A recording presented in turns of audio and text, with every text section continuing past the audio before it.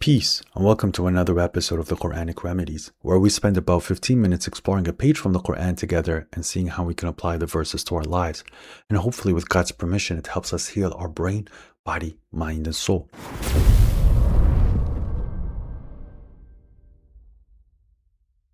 So today we'll be reading from chapter 5, the table spread, from verses 91 to 95. أعوذ بالله من الشيطان الرجيم. I seek refuge to God from the accursed devil. Bismillahir Rahmanir Rahim. In the name of God, the gracious, the merciful. إنما يريد الشيطان أن يوقع بينكم العداوة والبغضاء في الخمر والميسر ويصدكم عن ذكر الله وعن الصلاة فهل أنتم منتهون. Satan wants to provoke strife and hatred among you through intoxicants and gambling and to prevent you from the remembrance of God and from the prayer. Will you not desist? وأطيعوا الله وأطيعوا الرسول واحذروا فإن توليتم فاعلموا إنما على رسولنا البلاغ المبين. Obey God and obey the messenger and be cautious. If you turn away, know that the duty of our messenger is clear communication.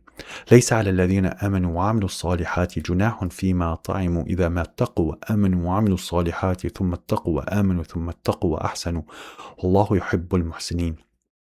Those who believe and do righteous deed will not be blamed for what they may have eaten, provided they obey and believe and do good deeds, then maintain piety and faith, and remain righteous and charitable. God loves the charitable. يا أيها الذين آمنوا ليبلونكم الله بشيء من الصيد تناله أيديكم ورماحكم ليعلم الله من يخافه بالغيب فمن اعتدى بعد ذلك فله عذاب أليم. O you who believe, God will test you with something of the game your hands and spears obtain, that God may know who fears him at heart. Whoever commits aggression after that will have a painful punishment. يا أيها الذين آمنوا لا تقتلوا الصيد وأنتم حرم ومن قتله منكم متعمدا فجزاؤه مثل ما قتل من النعم يحكم به ذو عدل منكم هديا بالغ الكعبة أو كفارة طعام مساكين أو عدل ذلك صياما ليذوق وبال أمره عفى الله عما سلف ومن عاد فينتقم الله منه والله عزيز ذو انتقام. O you who believe, do not kill game while you are in pilgrimage. Sanctity. Whoever of you kills any intentionally, its penalty shall be a domestic animal comparable to what he killed, as determined by two honest persons among you, an offering delivered to the Kaaba, or he may atone by feeding the needy or its equivalent in fasting so that he may taste the consequences of his conduct. God forgives what is past, but whoever repeats, God will take revenge on him. God is Almighty, Avenger. Sadaqallahu al-Azim. God the Great said the truth.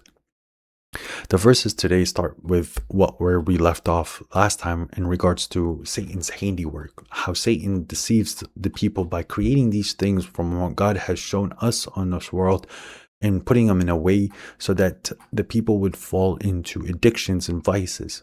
And these addictions and vices are set up in a way so that they block you from the remembrance of God, so that you would forget the prayer.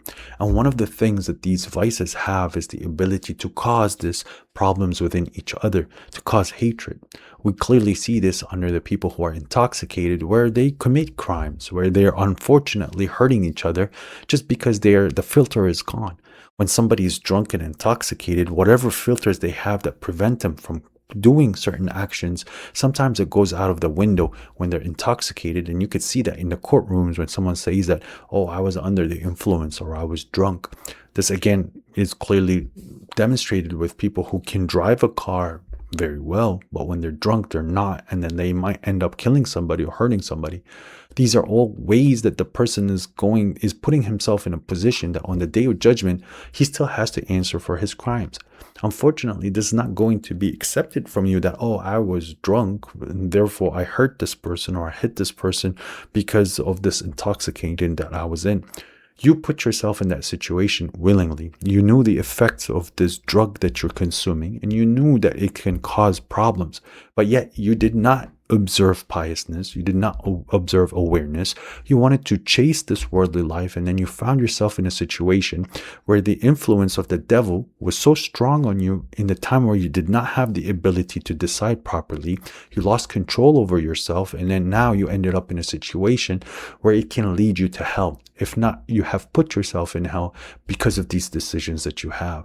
Now we see time and time again in regards to things that where God has called as abominations and derogatory and vile towards the society, we find that happening in places where the drugs are being administered. We find that in places where they have these gambling halls, where people are losing their livelihood, they're losing their homes, they're losing their families, just gambling away from what God has given them, just simply because of these addictions. Now, some people have lost their friendships, have lost their lives, and have lost their people just simply because they're playing these gambling games and there's money that was involved, and one person felt jealous or hatred because they either lost or they've given up money in a way that they didn't want to give up.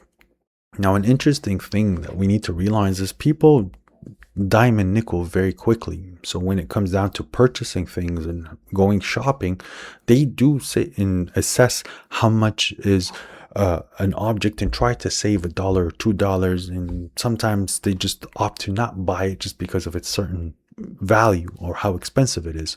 But when they walk into the casino hall and they want to gamble, $50 or $100 chips is now no longer in their mind in a way where they are going to measure on how much effect it's going to have in their long run or whatever their budget is.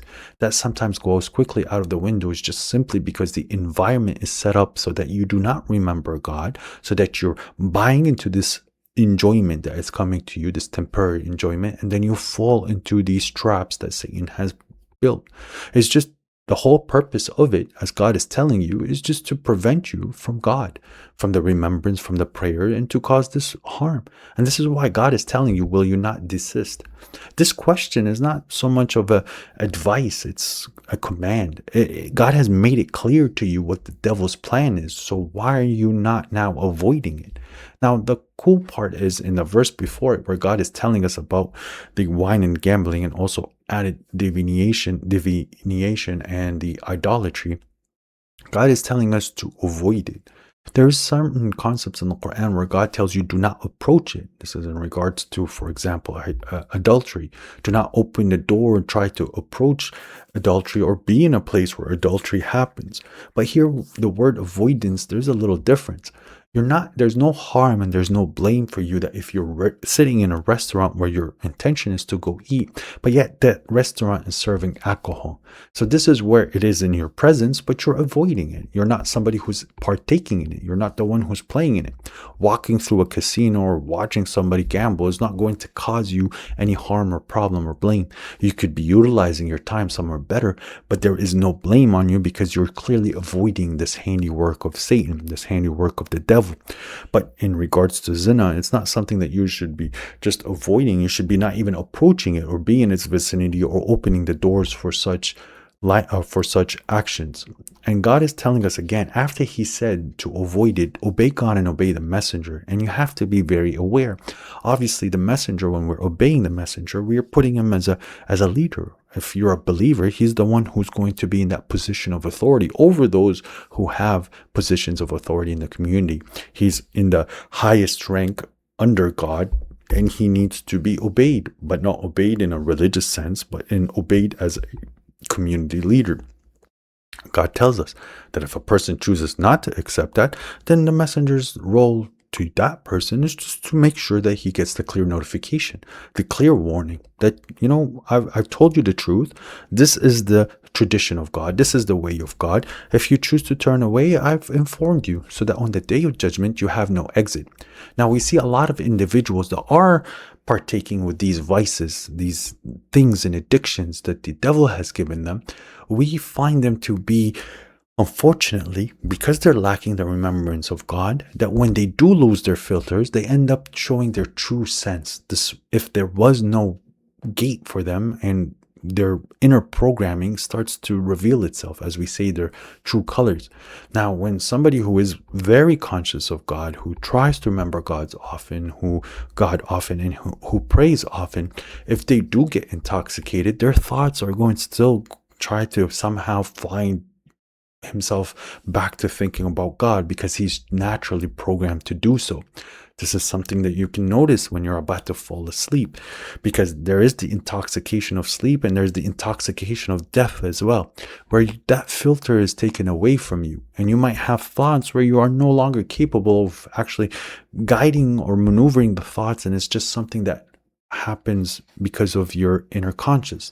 And this is why it's very important for you to keep thinking about God and to keep reminding yourself about God. So when you are in a situation where you somehow lose a little bit of control over your thoughts and who you are, you're still turning back to God, and that's going to protect you in those moments of blindness or those moments of unconsciousness or those blind moments of intoxications. God clearly tells us in the Quran earlier in chapter 2 that within the wine and gambling specifically, that there is some benefit, but there is a lot of harm in it. Now, intoxicants fall under this concept of what God says khamr, or what we people translate as wine. There are times where you have to go to the hospital and they do intoxicate you to put you under so that you do not feel the pain, for example, when you're getting your wisdom teeth removed. And we can see a lot of videos of the people after the operation where they're just talking these thoughts that are coming to their head. Some individuals that have some problems, they might start to talk about things that are not clean and wrong because that's where their brain is usually at. While the person who does think about God often, they still mention God and they still remember God in those moments, which is not advised, as again, because only you might say something about God that you do not realize. But that is a little different. It's just because they themselves did not want to put themselves in that situation, but they were almost forced to do so. Now, there is another situation where there is no blame on you in regards to the gambling and in regards to the wine, which is again in the same chapter 2, where God states that they ask you about what they spend. God says, whatever you have in excess.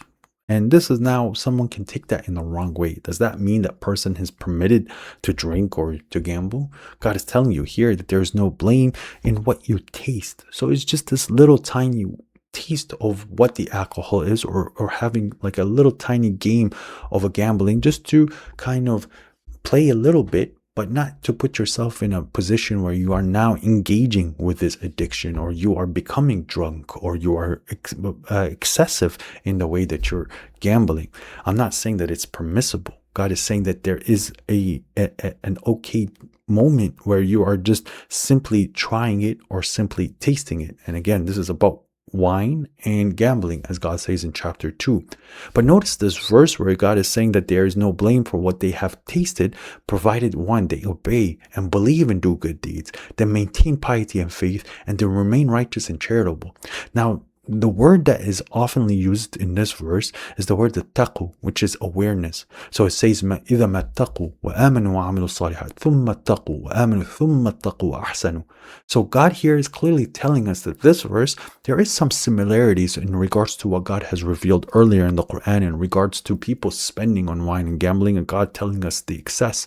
But somebody who is aware of God, he knows that this excess shouldn't be used in certain things other than putting it forward towards God or towards a good deed. But I believe that this verse here is presented to us in the Quran. It's not for us to go out and try to start now doing a wine tasting or trying to get into gambling, but rather God has told us certain things where he's testing us with these other groups.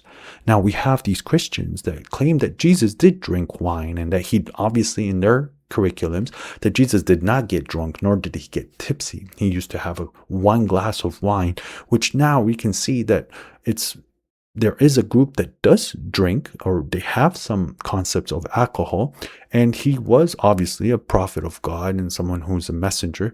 We can't say as Muslims or people who follow the Quran that this is exactly what Jesus did, but God is giving us that on the day of judgment, if someone does drink a little bit, and I'm not telling you to drink, this is not what I'm saying, that these individuals, it does not necessitate that they're going to hell. So for example, if you're eating pork on purpose when you did not have to eat pork, this is enough for you to leave the orders of God, and you are in deep trouble for clearly breaking the verses of God. But when it comes to here, there is this concept where God is giving you an exit. I can see where people who are very dogmatic to say, no, Muhammad is telling the world that it's okay for you to get to drink, because the way that they approach drinking is they think of it as somebody who's getting drunk or excessive or getting tipsy, or drinking a full beer, drinking a full glass of wine. All I'm saying that a taste is not going to put you in a problem with God as long as you are a person who is obeying, believing in good deeds, and maintaining piety and faith. Again, this, I believe in this verse, is a clear test because the verse above it clearly told you to avoid it. So I'm not saying that it's permissible for you to now go and start drinking and tasting wine or playing a little bit of gambling. I'm telling you that God has put options for individuals that have certain issues where they have a certain exit, as long as, again, they maintain what God has repeated often, which is a taqwa, which is awareness of God. Anyone who is very aware of God is simply going to avoid himself being put into a situation where he's going to lose control over himself and definitely cause problems. God then shifts, and by starting, "O you who believe," again, that when it comes down to the concept of the pilgrimage, there are rules within the pilgrimage, especially for those who committed to doing the pilgrimage. One of those rules, which is what this chapter started with, is that you are not permitted to hunt during your pilgrimage. Whatever your hands can attain or whatever your arrows can hit, this is something that you shouldn't do. This is because of part of the sanctity and the importance of the pilgrimage. You're not there to cause more harm and to unalive animals in the way that God has told you that is permissible outside of the pilgrimage, but to do so now. Because in the pilgrimage, when it comes down to the meat, God is telling us about the things that we're allowed to sacrifice and what we're allowed to eat. And there is an exception, which we're going to talk about, which is the fish, which we talk about tomorrow. But in this, and right now, God has made a rule for us, and I'm pretty sure there's a lot more deeper thoughts that can be presented in regards to why God has not permitted this. But me, myself, I did not reflect too much on why. I just notice that God has ordered me to do so, and I'm just going to follow the ordering of God. And again, I'm never claimed that I need to know the Quran fully in every verse and the reason why God has ordered certain things. But for me here, I just understand that it has concepts with killing and dying and sacrificing in the name of God. So I believe that God has told us what should be sacrificed during the pilgrimage. And I think those animals are falling outside of that fold. And that's why God is saying no. This is, again, a subjective understanding. I'm not saying that this is exactly what the Quran is saying. And I do believe that people are always open to having their own subjective takes as long as it aligns with what the Quran is saying. Now, God is telling us again, and he's repeating it in verse 95, that you should not kill game while you are in the pilgrimage. And something that's extremely cool, we see this in a few places in the Quran, when God is telling us to use people to judge or to make a judgment, he's always coming with, he's not always, but in many places, he's telling us to use two people who are honest or righteous between us. So the concept of having two judges instead of one is better, because at that point you are avoiding the bias, and when somebody is going to maybe fall off being a fair judge, there's always a second judge to remind.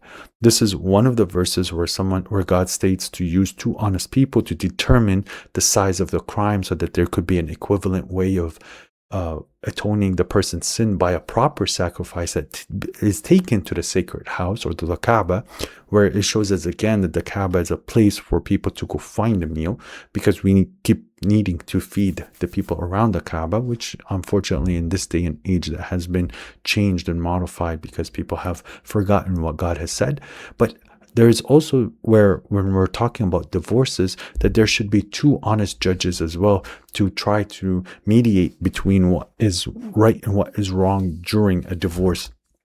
Now, God has also given us another exit here for the people who do hunt during the pilgrimage, that they can feed a needy person equivalent or do an equivalence in fasting. And fasting is actually quite difficult during the pilgrimage. But there is a reason why God is putting these verses.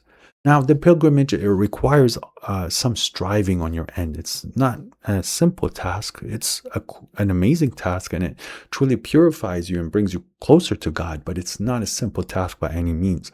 And water and food is something that you need to struggle with a little bit, but God is the one who's providing us the water, and God is providing us the food. But one of the ways that God is going to test us, He's going to put birds and other small tiny critters around you, which you can just grab or or just kill on the spot and eat it. But God said that this is not permissible for you, and this is not something that you should be doing. And again, this starts by when you have intended to do the pilgrimage, when you are heading towards Arafat, the Mount Arafat, and when you are in that sanctity of remembering God. God does not want you to put blood on your hands in a way where you are not directly sacrificing it. I think this is one of the reasons why you shouldn't be hunting this game. But again, as I said, these are just subjective takes. There's a lot of pondering that can happen during this. But with that said, I really hope you guys are enjoying these. All praise to our Lord, the Lord of the worlds, and peace be upon you.